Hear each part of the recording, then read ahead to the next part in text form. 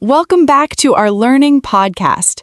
Today we are going to talk about something that sounds technical, maybe even boring at first, but is actually extremely important in modern business: AI governance, privacy, and compliance. The topic is data auditing.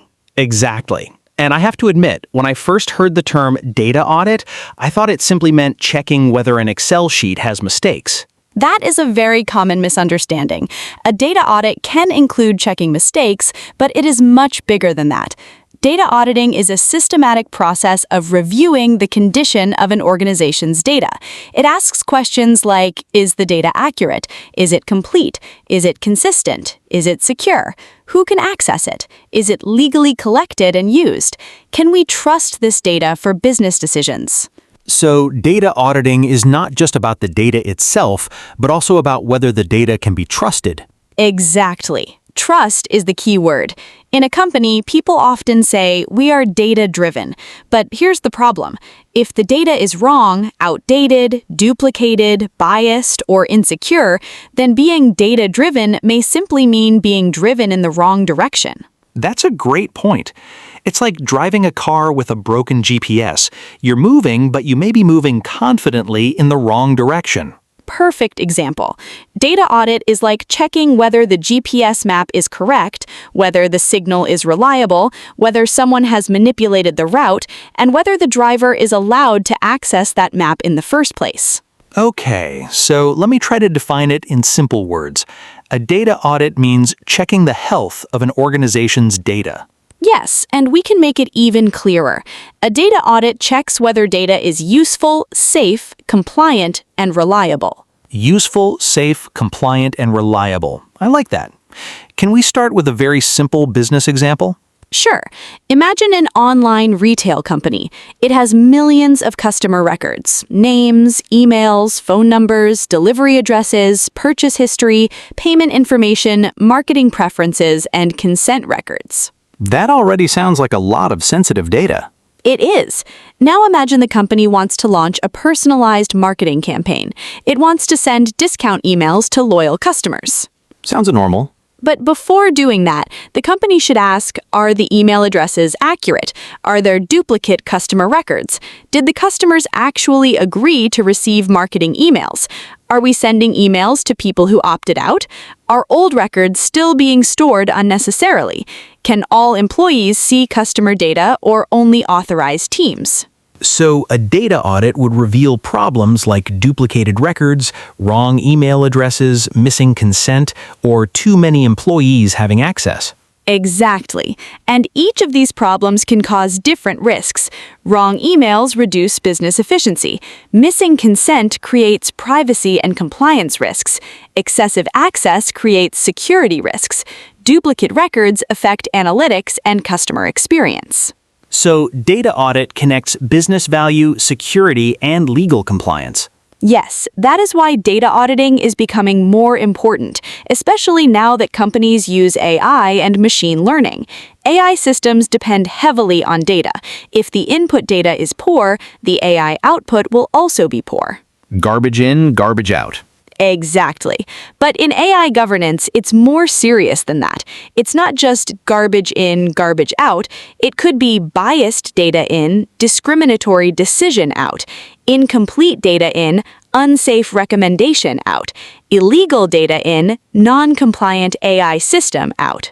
That's a powerful way to put it. Let's break down the main purposes of data auditing. What are the big goals? There are 5 big goals. First, improving data quality. Second, improving security. Third, supporting regulatory compliance.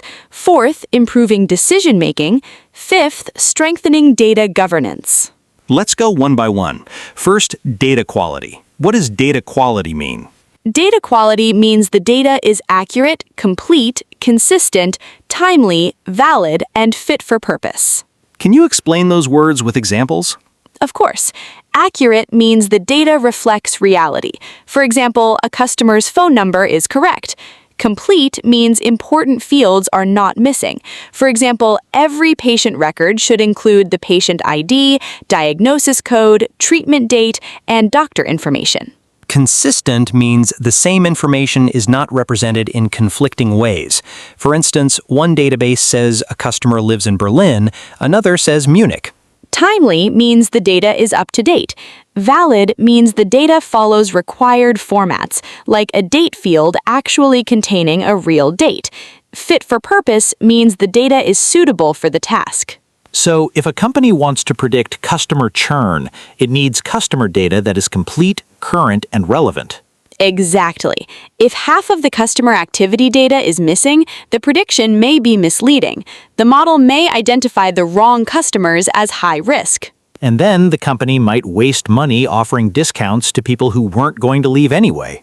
Right. Or worse, it might ignore customers who are actually about to leave. That's why data quality has direct business impact. Now let's talk about security. How does data audit improve security? A data audit checks where data is stored, who can access it, whether access permissions are appropriate, whether sensitive data is protected, and whether there are vulnerabilities in the system. Give me a practical example.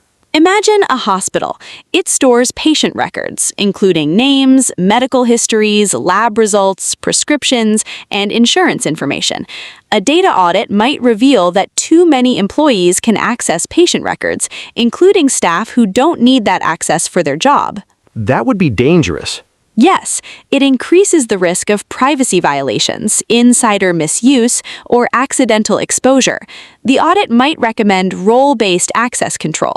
That means doctors can see medical records related to their patients, billing staff can see payment information, but not necessarily detailed medical notes, and administrative staff only see the information they need. So, data auditing is also about the principle of least privilege. Exactly. People should only have access to the data they need to do their job, not more. That connects directly to GDPR and privacy law, right? Yes, especially concepts like data minimization, purpose limitation, access control, accountability, and security. A data audit helps an organization show that it knows what data it has, why it uses it, who can access it, and how it protects it. So, data audit can also create evidence. Very important point. In compliance, it's not enough to say, we protect data.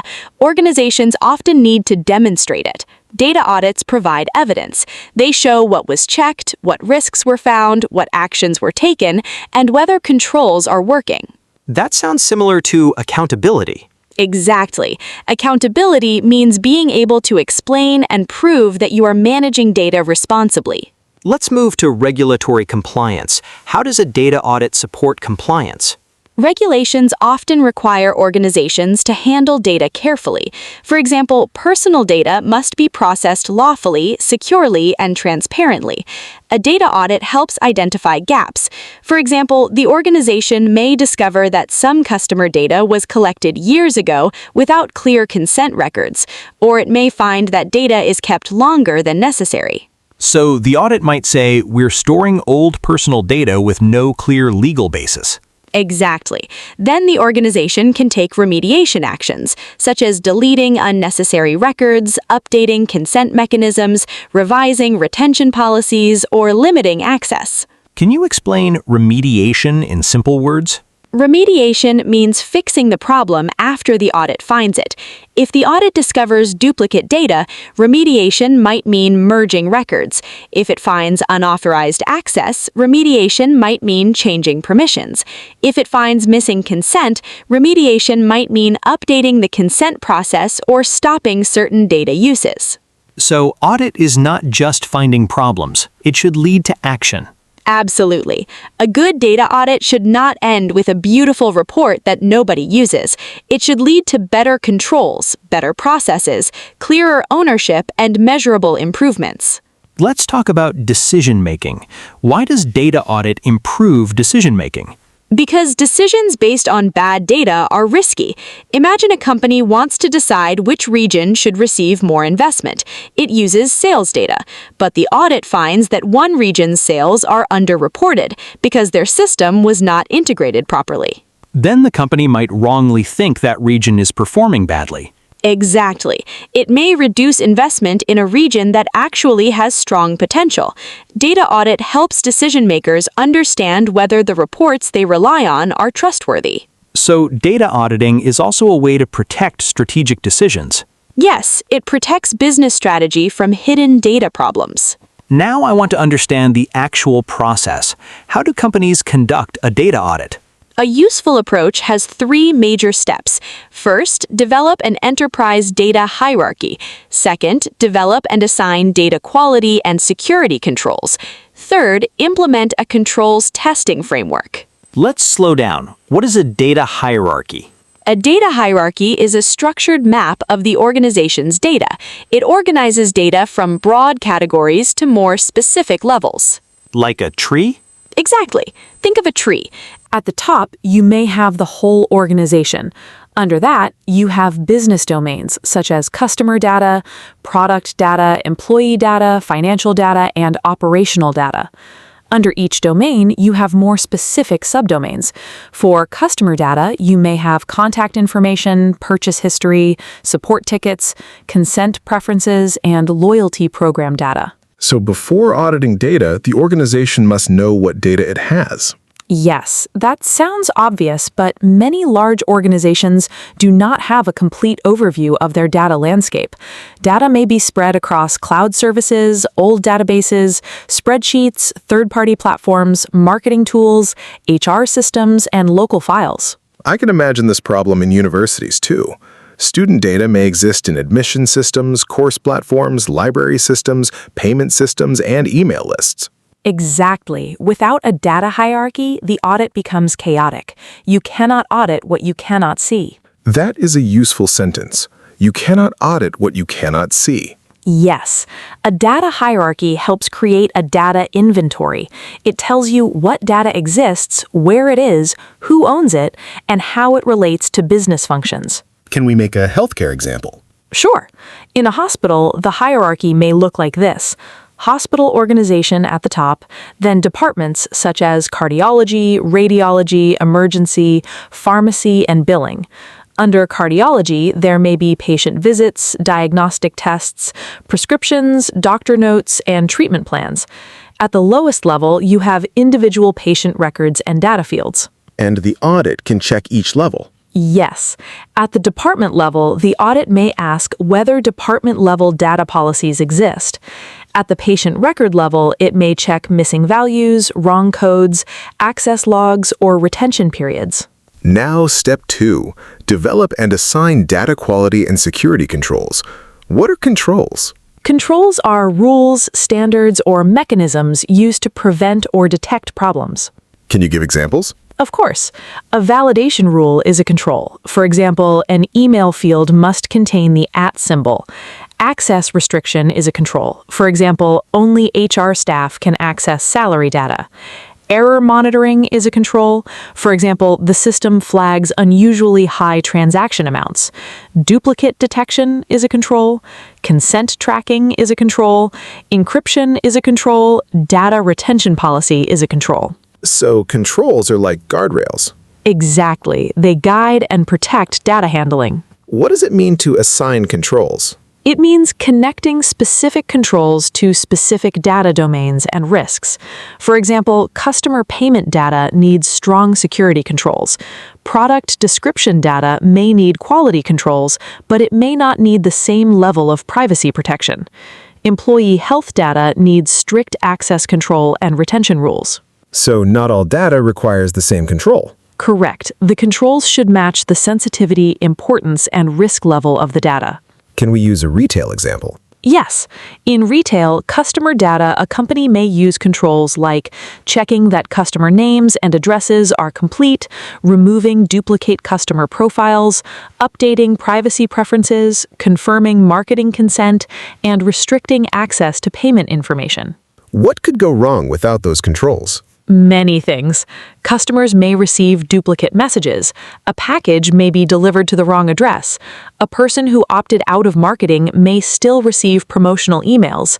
Payment data may be exposed to employees who do not need it. Business reports may count one customer as 3 different customers. That would harm both trust and efficiency. Exactly. Now, step 3, controls testing framework. That sounds more technical. What does it mean? A controls testing framework is a structured way to test whether the controls are actually working. Because having a policy is not the same as following it. Exactly. A company may say only authorized employees can access sensitive data, but the audit must test whether that's true. How would it test that? It may review user permissions, access logs, role assignments, and exceptions. It may sample accounts to see whether employees have appropriate access. It may check whether former employees still have active accounts. It may test whether validation rules catch invalid data. It may review whether duplicate detection actually works. So the testing framework turns data governance from theory into evidence. Beautifully said. It creates assurance. It shows whether internal controls are effective in preventing data quality errors or security risks. What's the difference between testing the whole population and testing a sample? Testing the whole population means checking every record or every control instance. For example, checking all employee accounts to see who has access to salary data. Testing a sample means checking a representative subset. For example, randomly selecting 200 customer records to assess data quality. When should an organization test more frequently? High-impact controls should be tested more often. Also, controls that failed before should be retested more frequently. For example, if an audit found that former employees still had system access, the company should test offboarding controls more often until the issue is resolved. Makes sense. Now I want to discuss a common confusion. What's the difference between data auditing and data management audit? Great question. They sound similar, but they focus on different things. Data auditing focuses mainly on the data itself, its accuracy, consistency, completeness, security, access patterns, anomalies, and risk signals. So data auditing asks, is the data good and safe to use? Exactly. A data management audit focuses more on the management system around data, policies, roles, responsibilities, procedures, governance structures, standards, and controls. So data management audit asks, do we have the right system to manage data well? Yes. Let's use a kitchen analogy. Data auditing is like checking whether the food is fresh, clean, correctly labeled, and safe to eat. A data management audit is like checking whether the kitchen has good hygiene rules, trained staff, cleaning schedules, storage procedures, and responsibility assignments. That is very clear. One checks the product, the other checks the system that produces and manages the product. Exactly, and organizations usually need both. Good processes are not enough if the actual data is unreliable, and fixing data one time is not enough if the management system keeps producing bad data. That's important. Data audit can find today's problems. Data management audit can find why those problems keep happening. Yes. For example, suppose a data audit finds that many customer records are duplicated.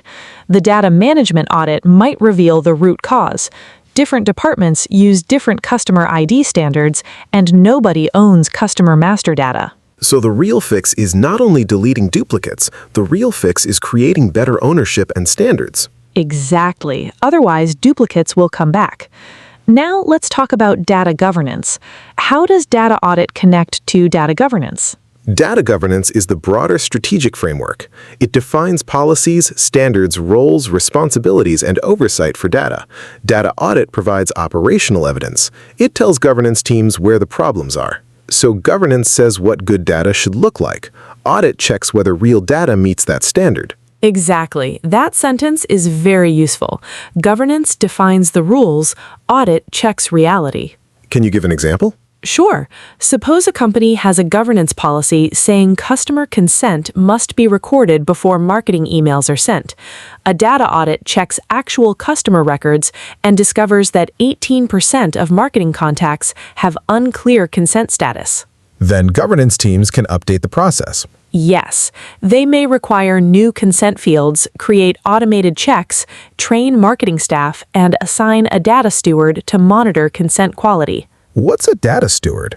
A data steward is a person responsible for managing the quality, definition, and use of a particular data domain. For example, a customer data steward may be responsible for customer data standards, duplicate resolution, and quality monitoring. So data governance needs people, not just policies. Absolutely. Governance without ownership often fails. Someone must be responsible for fixing problems and maintaining standards. Let's connect this to AI governance. Why is data audit especially important for AI? AI systems learn from data or operate on data. If the data has quality issues, bias, missing values, outdated patterns, or legal problems, the AI system can produce harmful or unreliable results. Let's use an AI hiring system. Good example. Imagine a company uses AI to screen job applicants. The system is trained on historical hiring data. A data audit should ask, what data was used for training? Was the historical data biased? Did past hiring decisions favor certain groups? Are sensitive attributes included directly or indirectly? Is the data complete? Do applicants know how their data is used? Is there a legal basis for processing the data? Who can access the candidate profiles? How long is the data retained? So the audit is not just technical, it's legal, ethical, and organizational. Exactly. Let's say the audit finds that the training data reflects 10 years of hiring decisions from a company where most engineering hires were men. The model may learn patterns that disadvantage women. Because other variables may act as proxies. Yes. For example, certain schools, career gaps, hobbies, or wording patterns may correlate with gender or socioeconomic background. Data audit can help identify such risks before deployment.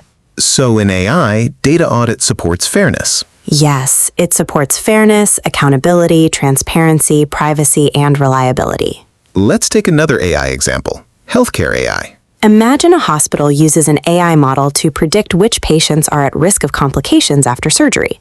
A data audit should check whether the training data includes diverse patient groups, whether records are complete, whether missing values are handled properly, whether diagnosis codes are consistent, and whether the data is recent enough. What could happen if the data is not audited? The model may perform well for one group, but poorly for another. For example, if older patients or minority groups are underrepresented, predictions may be less accurate for them. That could lead to unequal care. So data audit is also a patient safety issue. Exactly. In high-stakes domains, data quality becomes a safety issue. What about smart devices and wearables? Great case. Suppose a company develops a wearable device that uses sensor data to detect falls among elderly users.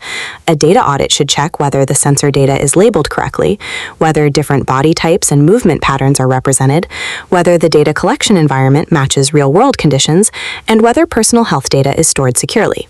If the training data mostly comes from young, healthy volunteers pretending to fall, the model may not work well for elderly users. Exactly. That is a classic problem. The data may look clean, but it may not represent the real target population. A good data audit asks not only, is the data clean, but also, is the data appropriate for the intended use? That phrase is important. Appropriate for the intended use. Yes, data can be accurate but still not suitable. For example, weather data from Spain may be accurate, but it may not be suitable for predicting winter road risks in Sweden. Now I want to learn some practical audit questions. If I were auditing a dataset, what question should I ask? You can use a checklist. First, what data do we have? Second, where did it come from? Third, why was it collected? Fourth, who owns it? Fifth, who can access it? Sixth, is it accurate, complete, and consistent?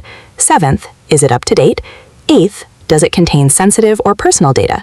Ninth, is there a legal basis for using it? 10th, how long is it kept? 11th, what controls protected? 12th, are those controls tested? That is a very useful checklist. And for AI systems, we can add more questions. Is the dataset representative? Are there biases? Are labels reliable? Are there proxy variables for sensitive attributes? Has data drift been monitored? Are training, validation, and test data properly separated? Is there documentation, such as data sheets or model cards? Let's explain data drift. What is it? Data drift means the data changes over time. For example, customer behavior before the pandemic may be different from customer behavior after the pandemic. If an AI model was trained on old patterns, it may become less accurate. So data audit should not happen only once. Correct. Data auditing should be regular. Many organizations conduct audits at least annually, but some high-risk systems need more frequent monitoring. For example, a financial fraud detection system. Exactly. Fraud patterns change quickly. If the system uses outdated data, criminals may exploit it. Regular data audits can identify whether the data and controls still match the current risk environment. Let's create a case study. Imagine a bank. Great. Case study. A bank uses customer transaction data for fraud detection, credit scoring, and personalized product recommendations. What would the data audit examine? First, data inventory. What transaction data exists? Where is it stored? Which systems use it? Second, data quality. Are transaction dates correct? Are merchant categories consistent? Are missing values common? Third, security. Who can access transaction data? Are access logs monitored? Fourth, compliance. Is personal data used according to legal requirements? Fifth, AI risk. Does the credit scoring model use variables that may create unfair outcomes? Sixth, retention. Is old transaction data kept longer than necessary? What findings might appear? The audit might find that some third-party marketing tools receive more customer data than necessary. It might find that old customer records are still active. It might find inconsistent customer IDs across systems. It might find that some employees have broad access to transaction data without a clear business need. And then remediation actions? Limit third-party data sharing, clean duplicate records, standardize customer IDs, remove unnecessary access permissions, update retention rules, and document the legal basis for processing. That is a full audit cycle. Yes, data audit is not just a technical scan. It is a cycle. Discover, evaluate, test, report, remediate, and monitor. Let's create another case, a university. Good one. A university stores student data, applications, grades, attendance, learning platform activity, library records, scholarship information, and disciplinary records. What risks exist? Many. Incomplete records may affect student support. Wrong grades may harm students. Excessive access may expose sensitive information. Learning analytics may create privacy concerns.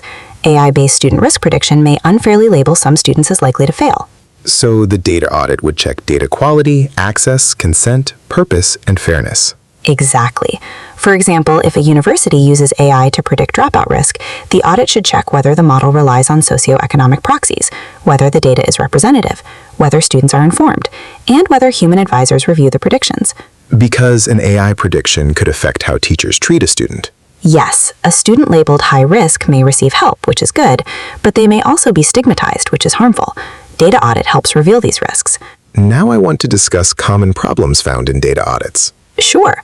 Common problems include duplicate records, missing values, inconsistent formats, outdated data, unclear ownership, weak access control, undocumented data flows, excessive data retention, missing consent records, poor metadata, and lack of control testing. Metadata means data about data, right? Exactly. Metadata explains what a data field means, where it came from, when it was created, who owns it, and how it should be used. Why is metadata important? Without metadata, people may misunderstand data.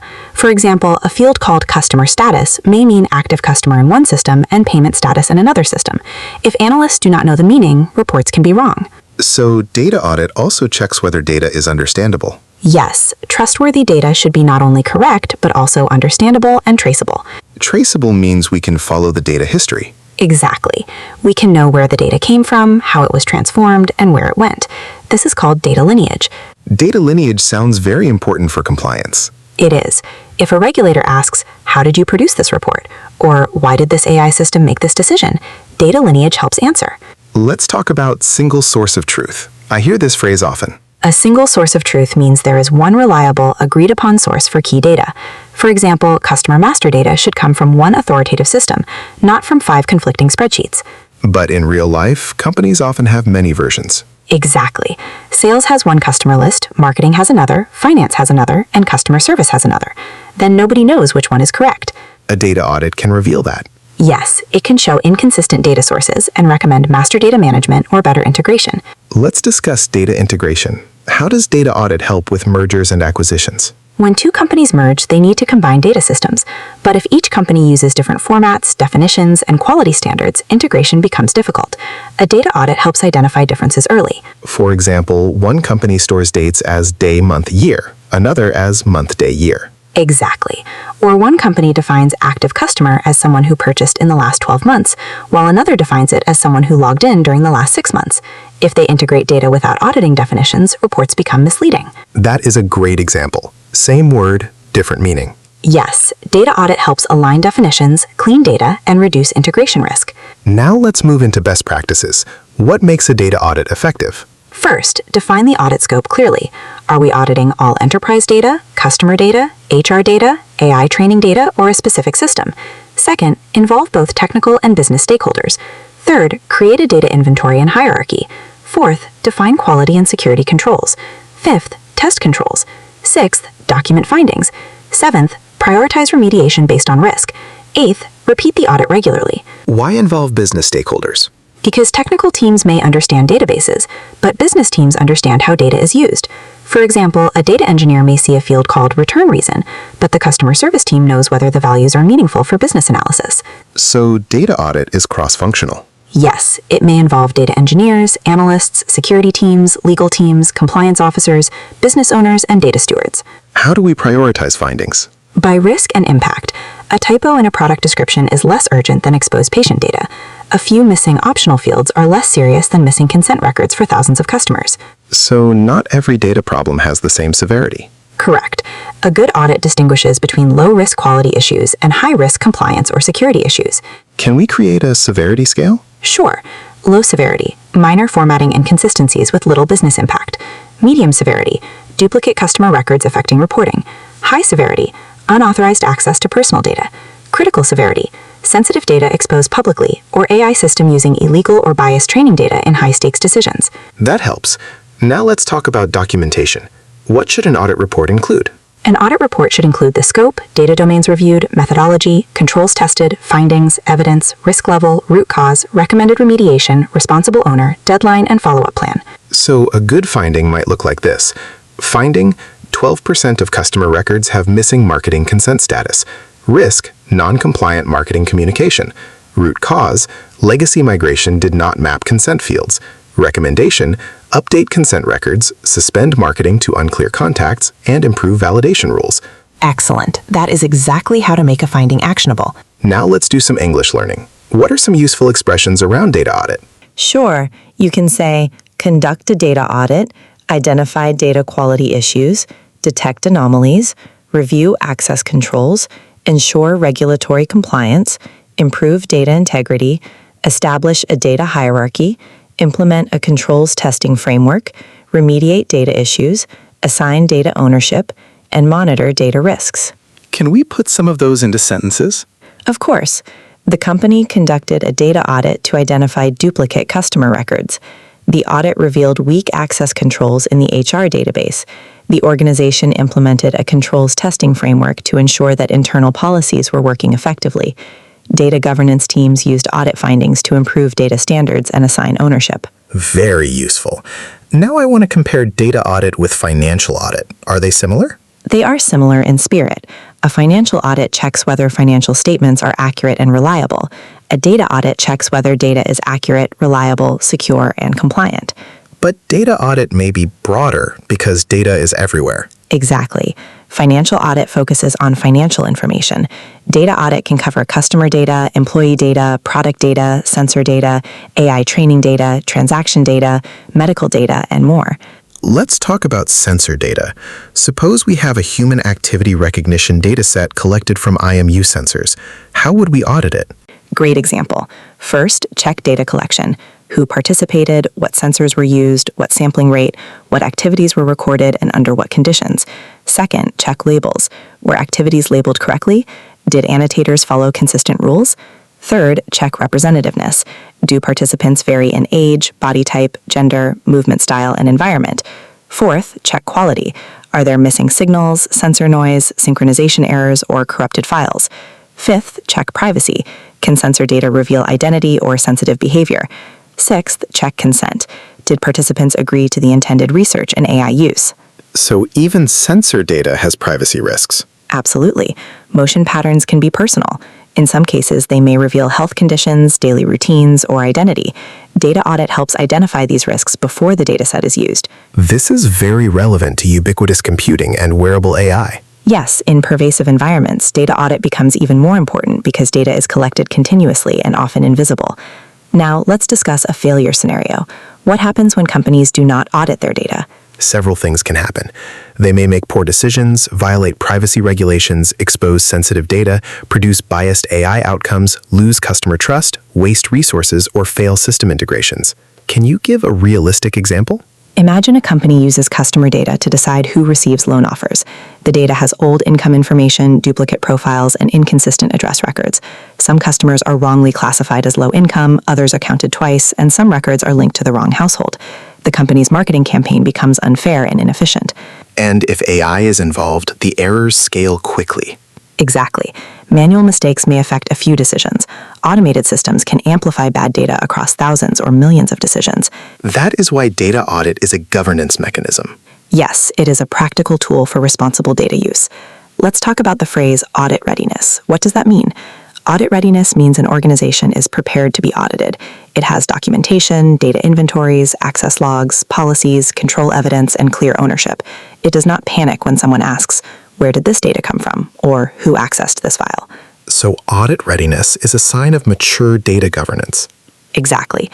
Mature organizations do not treat audits as one-time emergencies. They build auditability into everyday processes. Auditability. That is a useful word. Yes, auditability means the ability to inspect, verify, and explain data processes. Can we say AI systems need auditability? Absolutely, especially high-risk AI systems. We need to know what data was used, how it was processed, what controls existed, what decisions were made, and whether the system was monitored. Let's now create a mini role play. I will be a company executive. You are a data governance consultant. Sounds good. Emma, our company already has dashboards. Why do we need a data audit? Because dashboards show results, but a data audit checks whether the data behind those results is trustworthy. A dashboard may look professional, but if the source data is incomplete, duplicated, or inconsistent, the dashboard may mislead decision makers. But we have security software. Isn't that enough? Security software helps, but data audit asks broader questions. Who has access, whether access is appropriate, whether sensitive data is classified, whether consent is recorded, whether old data is deleted, and whether controls are actually working. Isn't this just an IT responsibility? No, IT is important, but data audit is cross-functional. Business teams define data meaning, legal teams assess compliance, security teams assess protection, data teams assess quality and lineage, leadership sets priorities and accountability. How often should we audit data? At least regularly, and the frequency should depend on risk. High-risk systems, sensitive data, and AI decision systems may need more frequent audits or continuous monitoring. What is the first thing we should do? Start by building a data inventory and hierarchy. You need to know what data exists, where it lives, who owns it, and how it is used. Nice. That roleplay was helpful. Good. Now let's summarize the whole topic in one simple framework. Let me try. Data audit answers 5 questions. Number 1, what data do we have? Number 2, is it good quality? Number 3, is it secure? Number 4, is it compliant? Number 5, can we trust it for decisions? Excellent. And we can add a 6th question. What should we fix first? Right, because audit should lead to remediation. Exactly. Now let's make an even shorter formula. Data audit equals visibility plus evaluation plus evidence plus action. Visibility means knowing your data landscape. Evaluation means checking quality, security, and compliance. Evidence means documenting findings and control tests. Action means fixing problems and improving governance. That is very memorable. Now, before we finish, let's connect everything to the broader digital world. Companies today collect more data than ever before. They use data for analytics, personalization, automation, AI, risk scoring, fraud detection, healthcare, education, smart homes, and wearable technologies. This creates opportunities, but also risks. So data audit is not just a technical activity. It is part of responsible innovation. Exactly. It helps organizations use data with confidence, but also with responsibility. And for AI governance, data audit is almost foundational. Before asking whether a model is fair or explainable, we should ask whether the data is trustworthy.